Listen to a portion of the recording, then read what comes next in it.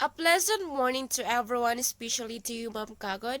By the way, I am Mary Jane of Madapitan, and this time I will be discussing the United Kingdom policing system. So, welcome to the United Kingdom. So, United Kingdom, the region is Europe. The National Central Bureau is located at Manchester, and it was member since 1928. So before anything else, let's have first this quote.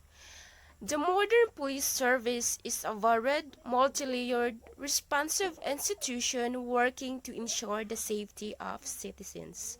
That is from the UK Home Office, which means that when we hear the term police, it is the idea of a dominant personality who symbolizes the power of the state and criminal justice administration system.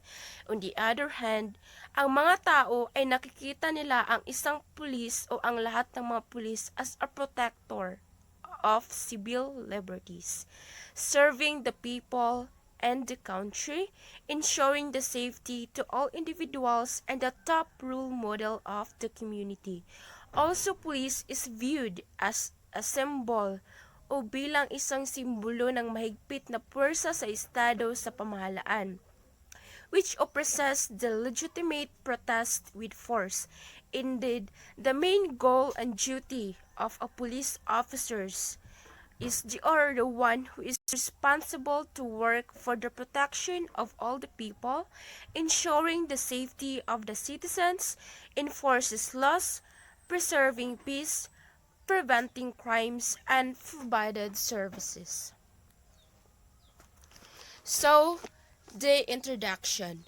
So, United Kingdom or the UK, which comprises of England, Scotland, and Northern Ireland, is the world's oldest democracy, and policing in UK also grown from the principle of policing by consent. Even though the basic premise of policing in UK is by consent, the British police system as it exists now is more a reverse process of investing more power, which is people by law, than policing by consent. As such, the policing in UK has now become policing by law, but a law which mandates a police which is accountable to public. So, the United Kingdom is organized separately in each of the legal systems. Ito ay ang England, Scotland, and Northern Ireland, in which ito ay ang pinaka-oldest world democracy, and policing, which is their process of policing, is policing by consent, which expresses that the legitimacy of sa mga sa publiko kay nag-base siya upon a general consensus of support that follows from transparency, ay tungkol ito sa kanilang makakakayahan o kapangyarihan, also patungkol sa kanilang mga integridad in exercising those powers and their accountabilities for doing so. So kaning policing by consent sa UK is mo na siya ang basic. So this present time, ang British police system is more ila sa reverse nga process of investing more power, which is ang ila is people by law kaysa adtong policing by consent. So this time sa UK about their policing kay nahimo ng policing by law na kung saan ang batas ay hinggil sa utos ng isang pulis at ito ay accountable and responsible sa publiko. So second, United Kingdom is a typical example of multiple coordinated decentralized police force. UK does not have a national police service but a network of 43 individual police forces responsible for policing specific countries, cities or areas, excluding the forces with special jurisdictions. These 43 forces are formed of more than 140,500 police officers, 14,000 volunteer special constables, and 13,400 community support officers. So, ang United Kingdom is a form of a multiple coordinated decentralized police force na kung saan ang kanilang mga pulisya Their main goal and duty is to serve the community and the people. So ang UK is wala salay national police service but naa salay 43 ka mga individual police forces which is they are responsible for policing sa mga specific countries, mga cities and areas ug walay appeal tong na special jurisdiction. So kaning 43 ka police forces are formed of more than 140,500 police officers, 14,000 ka mga volunteer special constables, o 13,400 ka community police officers. So next. So the UK has a three-way system of responsibility to ensure forces run smoothly. So first is the UK Home Office funds the police and has the overall responsibility as overseer and a coordinator of the police forces. So it means that their overall responsibility is sila ang tagapamahala and a coordinator of the police forces. So second is the police authorities make sure local forces operate efficiently and effectively. So meaning to say that the police authorities, kaning mga police authorities is katunay naning mga highest rank, which is dapat i-ensure nila ang mga local forces o pangbayan nga forces is dapat patakbuhin nila ilang mga responsibility, ubuhaton nila ilang duty, ilang work goal, o ilang mga trabaho efficiently and effectively. So lastly is the chief police officers have responsibility for the direction and control of regional forces. So it means that the chief police officers is responsible nila ang pag-direct o pag-control sa mga regional forces.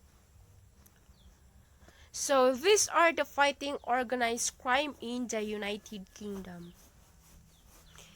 So, the international characteristics of organized crime make the role of the Interpol National Central Bureau or the NCB in the United Kingdom fundamental to maintaining national and regional security.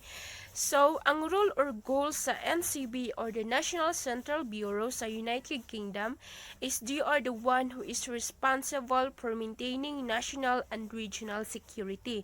Nga kanang walay basta-basta makasulod sa ilaha, especially those people who are coming from different countries or even mga products kay para pud sa ilahang safety.